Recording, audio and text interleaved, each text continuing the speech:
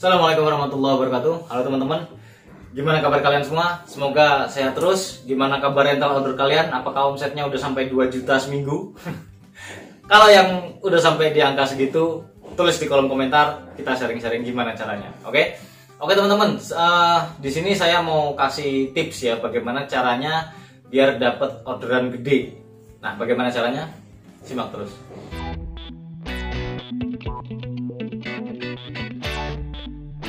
Oke teman-teman, sebenarnya di rental order ini pangsa pasar utamanya adalah para pendaki. Cuman kalau kita berharap sama para pendaki, di sisi lain rental order juga makin banyak kayak gitu kan, itu mungkin rental order kalian akan lama banget berkembang ya.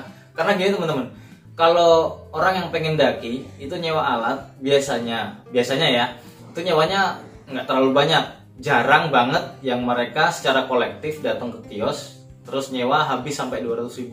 Itu jarang, tapi ada ya, misalnya dalam satu rombongan itu ada 8 orang datang ke kios semua, kemudian mereka nggak punya alat semua, akhirnya mereka sewa tenda, sewa matras, SB, sepatu, carrier, nominalnya mungkin tembus di 300.000. Tapi itu jarang teman-teman ya. Cuma teman-teman ya, sebenarnya ada cara yang lebih instan, cuman nggak bisa tiap minggu rutin ada orderan kayak gini. Ya mungkin beberapa rentalan yang udah gede ada yang dapat orderan tiap minggu dalam angka 3 juta dalam satu minggu. Mungkin ada yang tiap minggu kayak gitu, cuman mungkin jarang ya.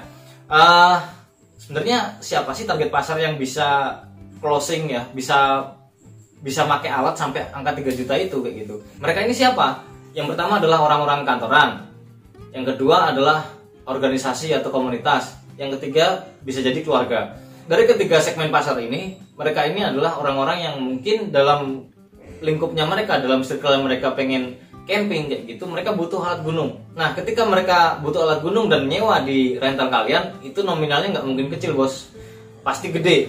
Nggak mungkin dalam satu komunitas, dalam satu event mereka cuman sewa 4 tenda, 5 tenda, nggak mungkin ya. Kecuali mereka punya tenda sendiri, tapi itu jarang ya. Orang kantor pertama ya, orang kantor ini hampir mungkin 80% dari mereka itu bukan pendaki gunung. Pertama itu. Yang kedua, orang-orang kantor ini mungkin bahkan sampai 90% orang-orang kantor ini nggak bisa mendirikan tenda ya. Yang kemudian yang ketiga, orang-orang kantor ya itu juga nggak bisa bongkar tenda ya, dan lain sebagainya. Nah, ini adalah peluang yang bisa kita manfaatkan untuk masuk ke ranah mereka, ranah orang-orang kantoran tadi. Kemudian komunitas, yang ketiga keluarga yang pengen camping kayak gitu. Nah, terus bagaimana caranya biar kita bisa masuk ke 3 lingkup segmen pasar ini? Kalau saya pribadi alhamdulillah sudah punya 3 circle dari 3 kelompok ini ya. Saya juga dulu pernah ngantor, saya dulu di kampus juga aktif organisasi. Yang ketiga, nggak mungkin dong saya nggak punya keluarga. Ya kan? Itu udah lingkup kecil dari saya pribadi ya. Saya mulai dari circle perkantoran saya dulu ya. Saya udah nawarin paket camping, harganya sekian, isinya apa aja, fasilitasnya apa aja, jasa yang saya tawarkan apa aja, termasuk harganya ya. Itu sudah saya masukkan ke dalam proposal, sudah saya tawarkan ke kantor saya dulu kayak gitu. Jadi saya dulu kerja di salah satu lembaga keuangan gitu kan. Tugas saya sebagai debt collector. Mungkin beberapa kali nggak percaya kalau saya debt collector ya. Badan saya nggak gede-gede banget, muka nggak sangkar-sangkar amat gitu kan. Tapi jadi debt call saya di sana gitu kan. Kemudian saya manfaatkan circle itu, saya manfaatkan circle pertemanan itu ya. Kemudian circle yang kedua ini adalah organisasi ya. Bisa organisasi kampus, bisa geng motor mungkin, atau komunitas-komunitas mobil atau dan lain sebagainya. Banyak banget komunitas yang ada di sekitar kalian, pasti banyak. Saya kerucutkan ke organisasi kampus ya, karena saya dulu juga aktif di organisasi kampus. Jadi saya memanfaatkan organisasi saya itu untuk menjadi segmen pasar saya ketika mereka pengen ada acara camping. Saya berusaha masuk ke sana meskipun belum pernah terjadi kayak gitu ya. Jadi agak susah untuk ngajak mereka camping terus bawa alat-alat saya, itu agak susah. Apalagi namanya mahasiswa gitu kan ya, kebanyakan mereka masih berharap kiriman dari orang tua, belum bisa berkarya sendiri untuk diri mereka kayak gitu. Itu kebanyakan ya. Jadi emang agak susah untuk masuk ke lingkup kampus ya.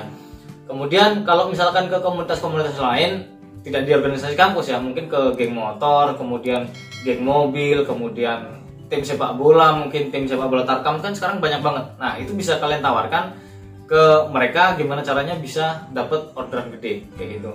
Kemudian yang ketiga, keluarga.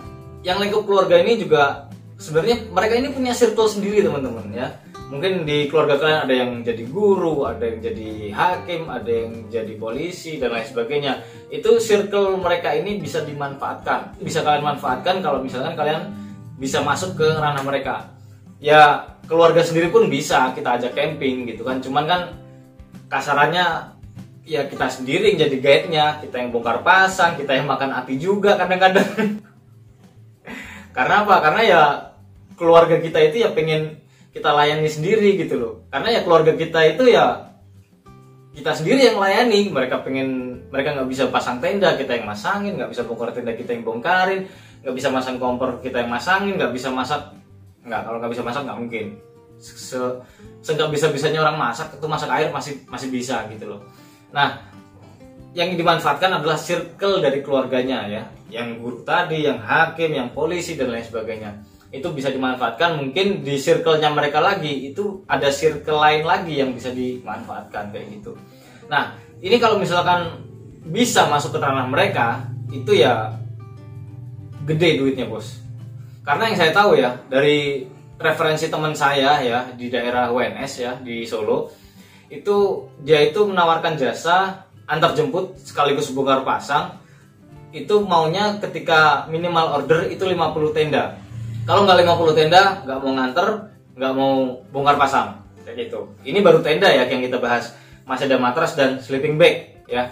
Kalau misalkan 50 tenda, katakanlah satu tenda itu butuh 3 matras, berarti kalau 50 tenda ya, minimal 50 tenda berarti butuh 150 matras. Paham ya? Ketika kita kalikan dengan kebutuhan tenda, satu tenda kap 4 itu biasanya membutuhkan 3 buah matras. Kalau misalkan ada 50 tenda, berarti kita membutuhkan 150 matras. Itu baru tenda sama matras. Kemudian ada sleeping bag ya. Sleeping bag kita sesuaikan dengan kapasitasnya. Satu tenda itu 4 orang. Kalau misalkan 50 tenda berarti ada 200 orang. Kira-kira kayak gitu ya. Nah, 200 SB ini juga kita hitung ya. Kita hitung sesuai dengan tarif yang berlaku di rentelan kita. Tenda keempat berapa, matras berapa, SB berapa, kayak gitu. Kemudian kita totalkan. Bang, aku nggak punya bang alat sebanyak itu. Nah, kalau kalian nggak punya alat sebanyak itu, maka baik-baiklah dengan komunitas. Jangan sampai ada crash dengan rentalan kanan kiri kalian. Paham ya maksudku ya? Jadi ketika kalian dapat orderan itu, kalian bisa minta tolong ke rentalan sebelah, rentalan teman-teman kalian. Bang, aku butuh tenda nih, tenda keempat, 15 buah. Tendaku kurang gitu. Oh iya, saya siapkan. Nanti kalian deal-dealan harganya kayak gitu ya. Harga, karena sesama rental biasanya harganya lebih murah. Kemudian matras juga sama SB berapa gitu. Kalian omongkan aja deal-dealan harganya dan butuhnya berapa kayak gitu. Sebenarnya masih banyak yang pengen saya bahas, tapi karena durasi dan mungkin kalian juga jenuh nonton saya. Jadi saya akhiri dulu video ini. Kita akan ketemu lagi di video selanjutnya. Assalamualaikum warahmatullahi wabarakatuh.